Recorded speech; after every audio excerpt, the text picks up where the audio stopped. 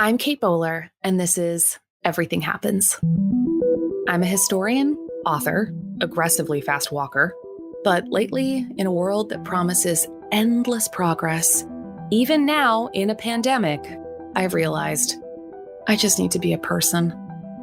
It's hard to give up on the feeling that the life you want is just out of reach, if only you tried.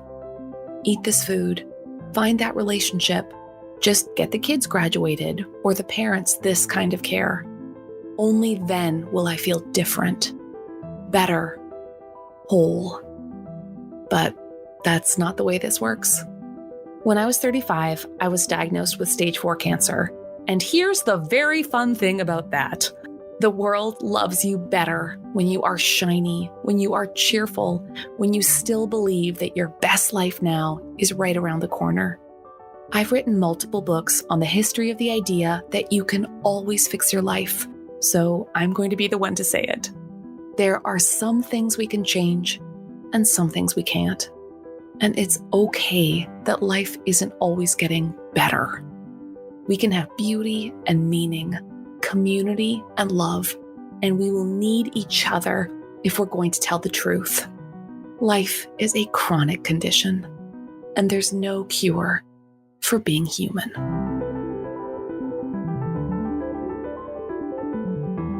We are all living in the past, at least every now and then.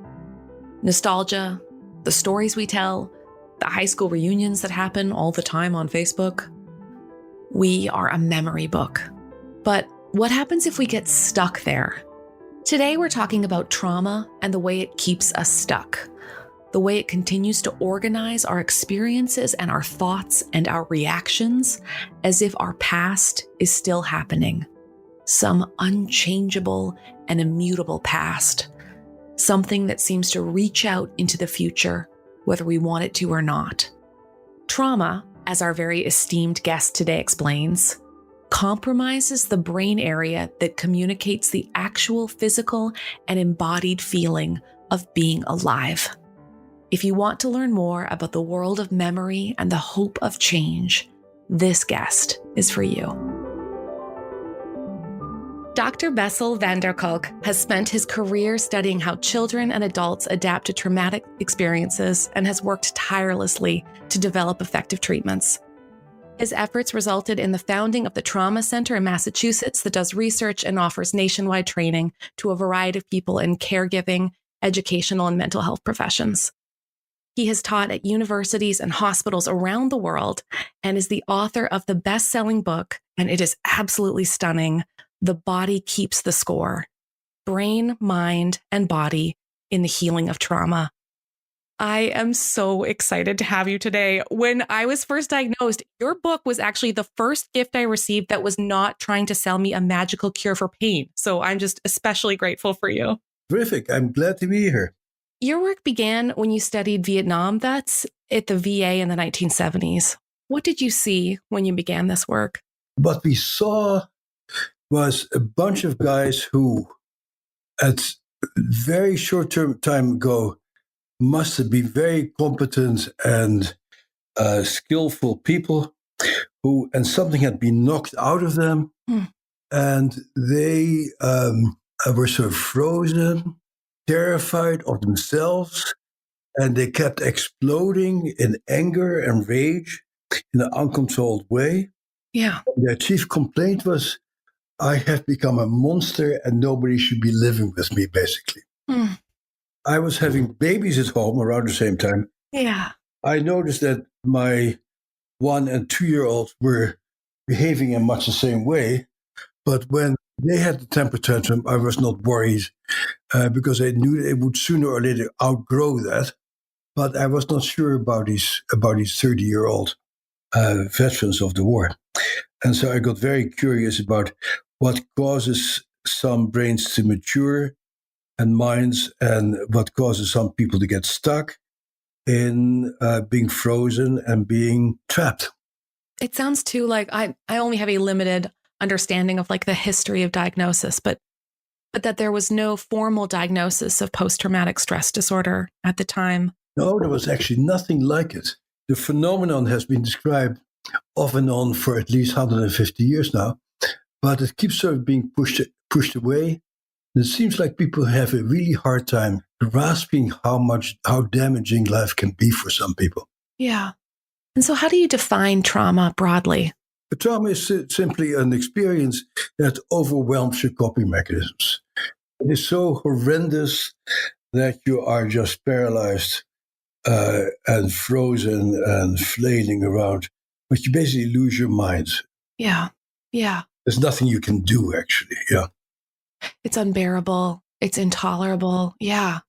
It's horrendous. So it's not like, tell me your trauma story. No, you cannot tell me your trauma story, because you go there, you get too freaked out and too upset and too frozen to actually tell the whole thing to somebody.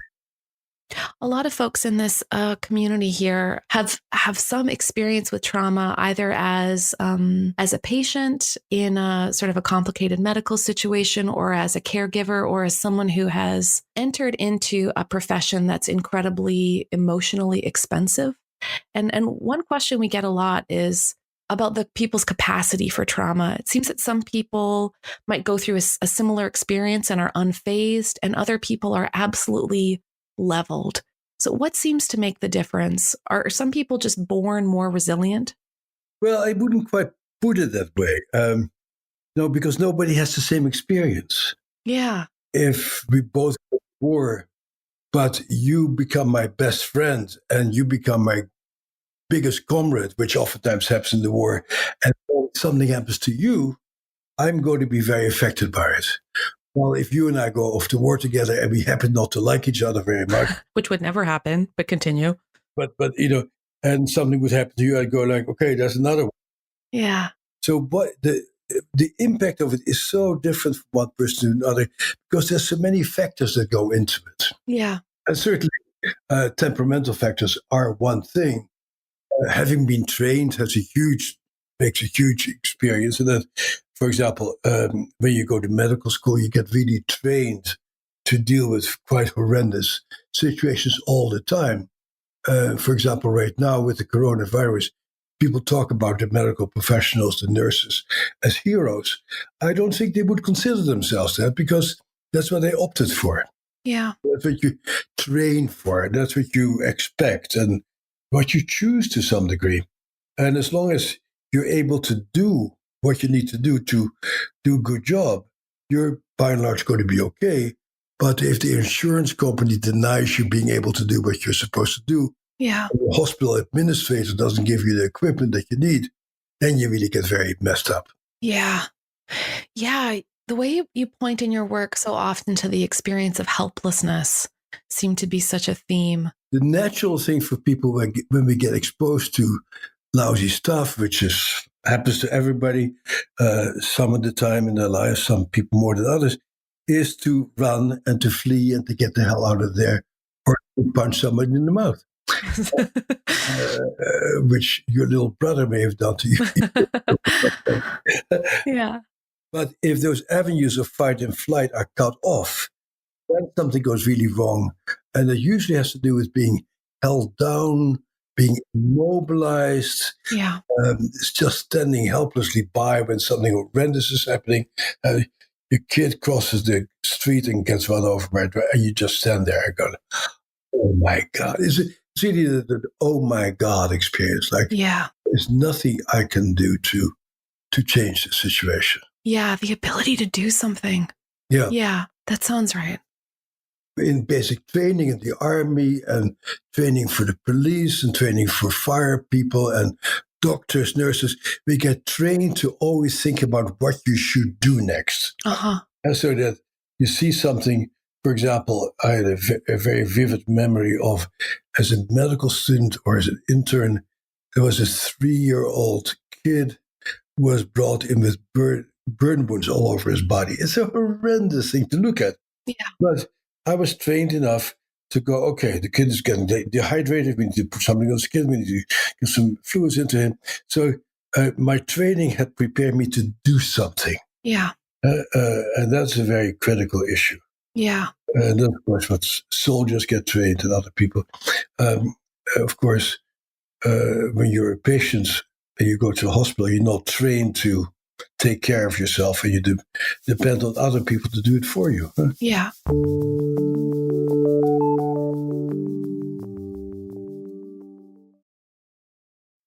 Another part of your work that I was so interested in is the way people integrate the experience that happened to them. So if, say, a trauma occurs at the hands of the people who are supposed to be taking care of you, then there's some sort of fundamental inability to square, like, this is your role, this was my role, we were supposed to be a certain way, and then we get sort of frozen. Yeah, I had to say, it's something that is not really central in people's thinking about human beings in our culture, in psychology, but we are relational creatures. Yeah. And we're always thinking about the people we love, the people we're close to. That's really, we are social creatures. We're like monkeys with a big brain. Huh? Yes. And so we count on each other. That's really what relationships and families are about. You can count on each other. And so if somebody who you count on suddenly starts hitting you or doing terrible things to you, you go like, oh my God, my whole system of security is undermined, and I have nobody to go to because this is the person who was supposed to protect me. Yeah. Yeah. That's right. So that attachment issue is very central, and oftentimes that's sort of left out of the equation. Yes. And that's true for soldiers. If they can trust their commanders, if they can trust their comrades, they by and large will be okay. And that's true for even when you're a patient in the hospital and you really trust your doctors. Yeah. You know that they have your best interest in mind. It makes all the difference in the world. Yes, feeling like the people that are supposed to care for you, your interests are not fundamentally their interests. So I graduated from medical school 40 years ago, and medicine used to be very different. And there was no for-profit medicine. I was trained to be very oriented towards what does this person need, and we'll do whatever we can to help this particular person. I think that has been severely undermined in recent times. Yeah. And I cannot wait for a more rational healthcare system to come in place where your primary interest again is how do I help this person I'm dealing with rather than how do I please my insurance company. Yeah, I had to say, when you describe it that way, I don't think it was, for instance, like just the experience of suddenly finding out that I had stage 4 cancer that was inherently traumatic. It was trying to navigate this endless obstacle course of being denied insurance, and then having a really painful clinical trial experience, and then it was the gauntlet feeling in which every time I thought I would get care and then didn't, that just sort of like shut down my brain. Yeah, and I think when you talk about stuff like that, it almost immediately becomes a political issue. Yeah. An idea of how do we live together? What are our obligations to each other? And psychiatry wants to sort of keep it down to the individual level and say, you're messed up. Yes, you're right. Yeah. Experience for lots of people who are dealing with very terrible illness is exactly that. They get denied care, they get shuffled from one person to another. And that does not happen in most civilized countries. Yes, it really, you're right. It sounds like so much of what we learn from the nature of trauma is it gets down to the question of who are we to one another, and how do we manage the pain and then the beauty of that interdependence. Yeah, and people naturally are social creatures, and most people try to do well by the people who they care for. Yeah. And of course, if you then live in a racially split society, you think, oh, but those people aren't like me. And so it's okay if they don't get the care that I need. In most people's families, when somebody gets sick, the family steps up to the plate, I think. Yeah. Yeah. But also in our society right now, the idea that we're there for each other is oftentimes sorely lacking. Yeah. Could you give me some examples of like traumatic responses so people can sort of get a sense of the scale? Being denied medical care for illness. For example, thank you. Thank you. I appreciate that. I may live or die. And when I go to some fancy doctor in a white coat and in a fancy hospital, I trust that they will look at me and say, give me what I need. And don't give me what the insurance company tells her. You write, traumatized people chronically feel unsafe inside their bodies, that the past is alive in a form of gnawing interior discomfort. What do you mean by like the past is alive? That's such a great image. The story of, like, you hint a little bit about what happened to you. And that story by now is an old story. Yeah. For it may live on in your body. And so the moment you hear me say the word hospital, yes, I am alert. I mean, like, or that's where they kill people. Like, yeah. And so you have an intense emotional reaction to something that's for other people. It's like, what do you mean? Don't be silly. Don't get it. It's yeah. hospital. Like, and so there is something right now where your body reacts as if you're back there again. Uh-huh. It has nothing to do with reason, nothing with understanding. Yeah. Explain it to people, but say, okay, now I know why I'm so stupid. yeah. Yeah. yeah. But explaining things doesn't make it go away. Huh? No. And we want to forget, but like, I mean, mentally, like, yeah. But our bodies, the way you describe it so beautifully, like our bodies just won't let us. Yeah. But it's a very, very complex issue because, of course, you need to remember and you need to know, yes, this is what happened to me. Yeah. It happened to me then and there, and I was so old. And today I'm a different person and my life is different. And so the memory of it becomes a trigger and you become afraid of feeling what you feel. Yes. Yeah. And then you start running away from it. And how do people usually run away from it? By drugs and alcohol. And there's both psychiatric drugs and alcohol. And I think in many ways they're very similar. When you go to a psychiatrist and you feel upset, they give you a pill to make it go away. Yeah. And part of my interest in this field is because I started off as a psychopharmacologist. I did the first studies on Prozac and Zoloft and wow. drugs like that. Yeah. Oh, but drugs really don't do the trick. You need to know the underlying issue, Yeah. Yeah. And so the problem is that you don't want to go there. Yeah. You don't want to remember. And yet the harder you run away from it, the more disturbed you become. Mm-hmm. So what does it mean that our bodies remember? I'm in humanities. I know nothing. Everything you say will be a surprise and a joy to me. The imprint is in bodily sensations. Yes. And so, but it's not a memory. It is like you freak out and you curl up in fear. Yeah. Or you see somebody who looks a particular way and you want to punch him. And that's not a memory. And when people say, why do you want to hit that guy? You go like, I don't like his face. And because you don't know. It's so deep down in the dark recesses of your mind that you don't know. You want to hit this guy because he reminds you of somebody who did something bad to you when you were 5 years old. Yeah. Yeah. You don't make those connections. Actually, oftentimes that's why you have to go to therapy. Yeah. What your body has stored or what your body's sensations are. Why do I hate that somebody touches me anymore? Yeah. And then you get this big issue of shame. Yes. Because you feel these things that don't make any sense to you or anybody else. And you feel angry that nobody gets it. And then you get irritable and grouchy. And before too long, everything sort of starts disintegrating because your whole body keeps behaving as if you're back there again.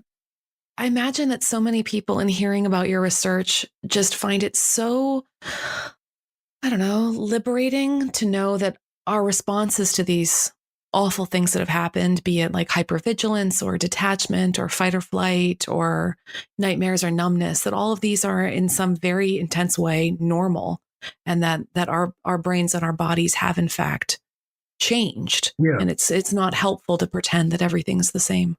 Right. And they're normal and completely understandable, but at the same time, we have to do something about it. Yes. Yeah, I'd love to talk a bit about the role of agency when it comes to trauma. After reading your book, Yeah. It seems like our experience of agency, just our ability to act, seems to lessen the impact of trauma in our lives. A very large part of the treatment, as I see it, is to help people actually to do something. Yeah. Psychology traditionally is people sit on their butt and talk about what happens. That's also good. Nothing wrong with it. Actually, it's very good to be able to talk about it, but you also need to do something. Yeah. You need to reinstate the sense of, indeed, of I can. Yeah. So you can start with yoga, or with martial arts, or with tango dancing, but certainly when we work with kids, we're very much into helping kids to move again, and actually adults also, because I learned a lot from working with the kids. Yeah. And adults are just grown up kids. So Relatively grown up.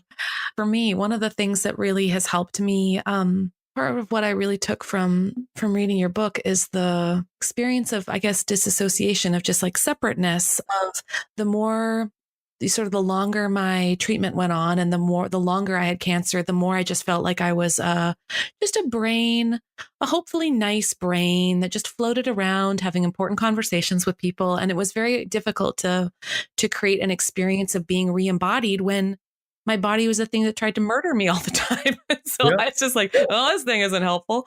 But I did find that rolfing, this kind of special form of physical therapy, really helped me, because so much of what it was doing was sort of mapping my body in space again. Like, you would lie on the ground and they would say things like, what impression does your body make on the sand? And I would uh-huh, think, oh, right, I'm in this thing. This yeah. thing is part of me. I'm glad you discovered that, Yeah. because that's not sort of mainstream in our culture. And yet that re-embodiment is terribly important. Yeah. Yeah. Yes. It felt like it was relearning how to live inside something that I had sort of conveniently shed. Like, I was hoping Yeah. it was just like a snake skin. Goodbye. Right. I don't need you. When you go through cancer treatment, you're well off dissociating your body off. Yeah. It's a nice response for the time being, Yeah. but afterwards you need to reclaim your body somehow. And if Yeah. you don't, you really has very serious consequences, because your body is both a source of pain and a source of pleasure. Mm-hmm. And so if you cut off sensation in your body, which many traumatized people do somewhat successfully, you also cut off your avenue for pain and for pleasure and for sensuality and Yeah. feeling satisfied and feeling alive. Yeah. Yeah. Oh, that sounds right.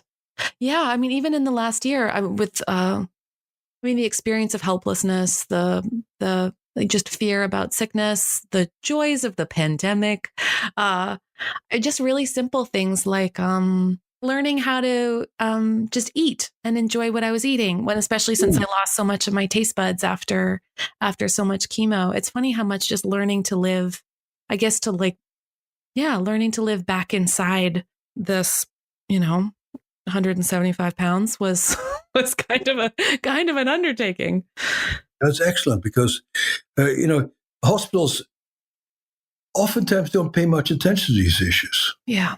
And it's very important to help people to really feel their bodies and be in their bodies and take pleasure in the bodies. Of course, doctors themselves are oftentimes not very good at it. Yeah. I think one of the sort of intellectual spaces and sort of in my, sort of spiritual, emotional places we've been trying to inhabit is just finding that sort of gentle little zone between the terrifying fatalism of just sliding into the idea that, well, nothing is possible. Well, trauma's happened. We're living in the after of our lives. I guess there's nothing we can do.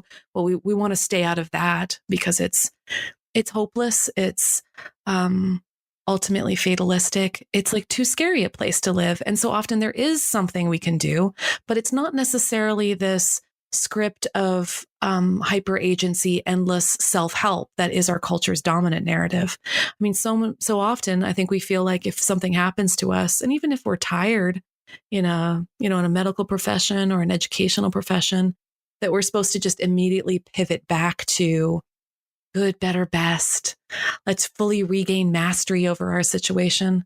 And so much of what I hear in your work is this permission to find that place in between, and where we no longer have to pretend that, that we're back to the person we were before, but that we do still have to grow and like grow with the things that have happened to us.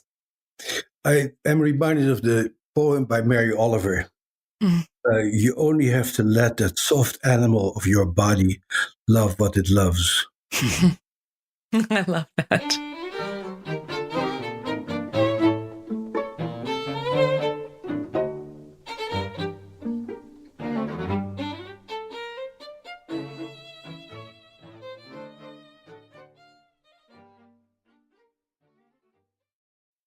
I won't say neuroplasticity is a word I use a lot, but you do say that the neuroplasticity of the brain offers tremendous hope for people who have experienced pain.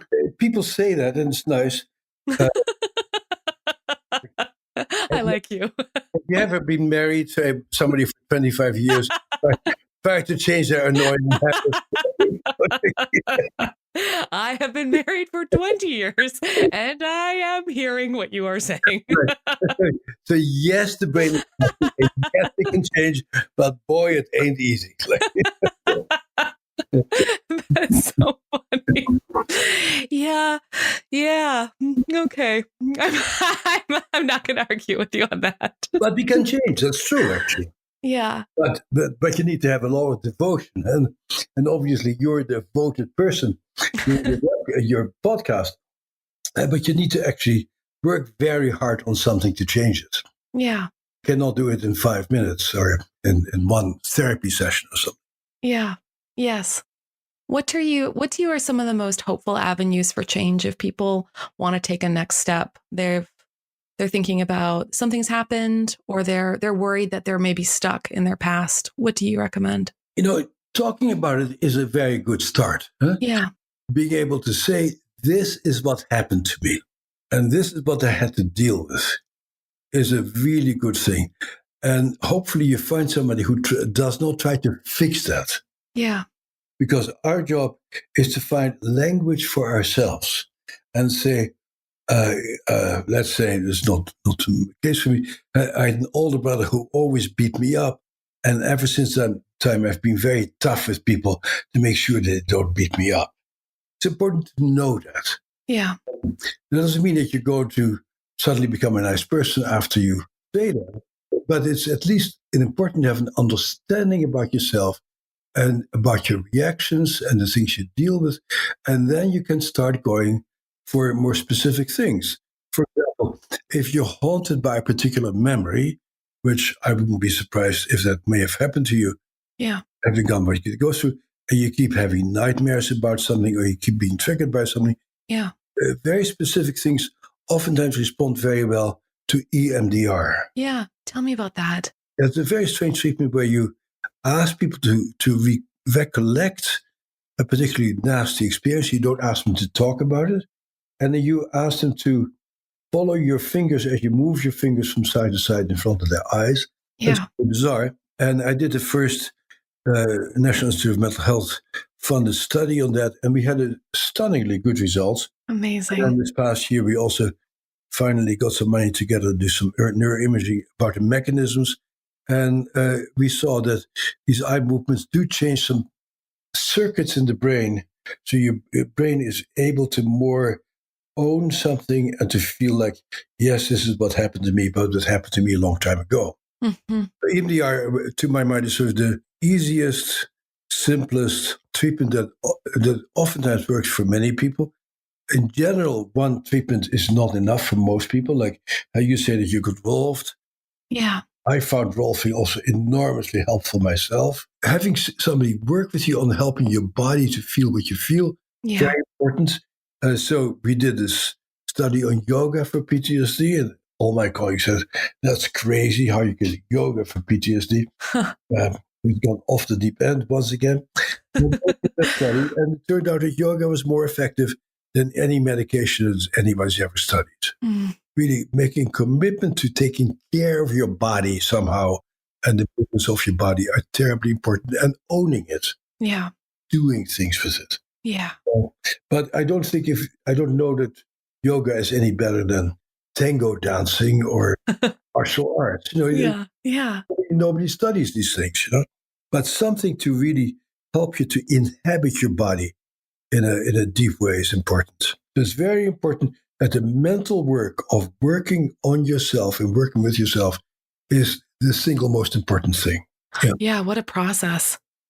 Your research also shows the difference in trauma, say, as a child versus experiencing trauma as an adult. How does trauma have a different impact if it takes place at different parts of your development? As a child, everything that happens to you becomes part of you.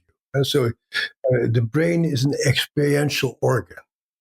The brain is built on the basis of your experiences. So if you are a secure child who can count on the people around him, you carry that with you, and the structures are in place by the time you go to college. If you get beaten up and are surrounded by people are drunk and do terrible things, your brain becomes a brain of a person who is expecting terrible things to happen and for people to betray them and let them down. That becomes the brain that you inhabit. So adult trauma is really very different from childhood trauma. The adult trauma gets superimposed on an existing nervous system. But if you're 4, 5, 6, 10-year-old, you have a growing brain. So the experience becomes part of how your brain gets formed. That's so interesting. I was just thinking about your work at the very beginning with Vietnam vets and what you learned from that grew from their particular experience, and how I'm just wondering if you think maybe that our understanding of trauma grows, especially when we watch mass trauma take place. It's just wondering if you thought in the wake of COVID that the very specific constellation of mental health issues might breed a different understanding of what trauma is like. Like, what do we learn especially about trauma from just watching what COVID has done to us? I'm very fascinated by this because it's very clear that our society is changing. Yeah. And a year ago, I never stared at a blank screen talking to somebody. And I hope that at some point that doesn't happen again. So I think the effect of COVID is very different depending on where you are in your life. My friends are all doing very well, actually. And my kids who have children of their own are doing well because they spend a lot of time with each other and they're well off enough to not be all that worried about their finances. Yeah. But if you're poor and you have kids without a partner, or if you don't have kids and you need to find people who can be your friends and your mates, that's a whole different life thing. And I think like being paired up with somebody who you cannot stand, and there's the two of you in a house. In reports from Spain and France now show there's a 30% increase in domestic violence. Yeah. The impact of COVID, people say it's a trauma. No, it's an unpleasant situation, but it can become traumatic depending on what the rest of your life is like. Yeah. As always in our society, when you're poor and you're a person of color, you're likely to get a much harder deal than other people do. Yeah, that's right. That's right. Oh, my word. Thank you so much for doing this. I just have to say, your work has given me so much more compassion and I hope nuance around the question and nature of trauma. And I'm really grateful for what you've given to all of us.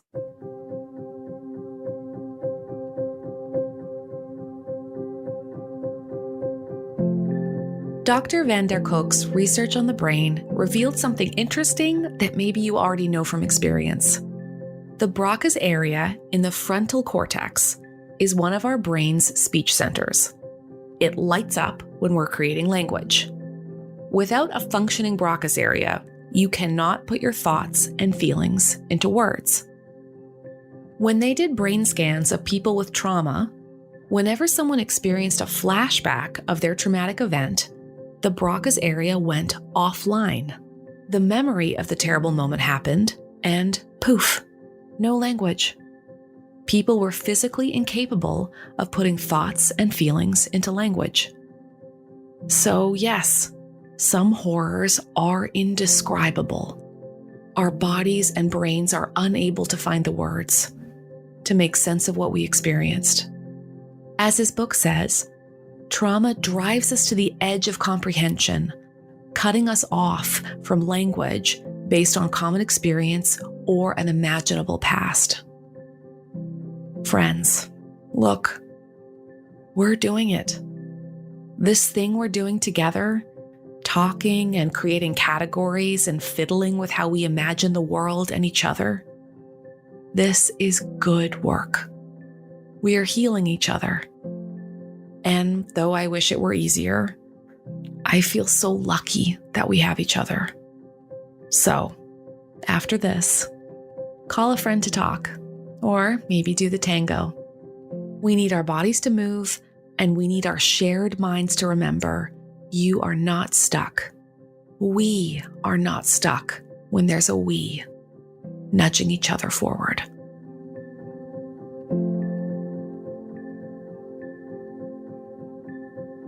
Don't miss an episode. Be sure to subscribe to Everything Happens wherever you listen to podcasts. And I would love to hear from you. Find me online at Kate C. Bowler or at katebowler.com. Today's episode was made possible by our partners, Lilly Endowment, the Duke Endowment, and Duke Divinity School, who support our Faith in Media project. We are so grateful for their generosity and investment in what we do. And of course, my perfect team, Jessica Ritchie, our executive producer, Harriet Putman, our associate producer, Keith Weston, our sound designer, and the rest of the Everything Happens crew who make this project so much fun. Dan Wells, AJ Walton, Mary Jo Clancy, JJ Dickinson, Lana Stewart, Kelly Dunlap, Aaron Lane, Jeb, and Sammy, thank you. This is Everything Happens with me, Kate Bowler.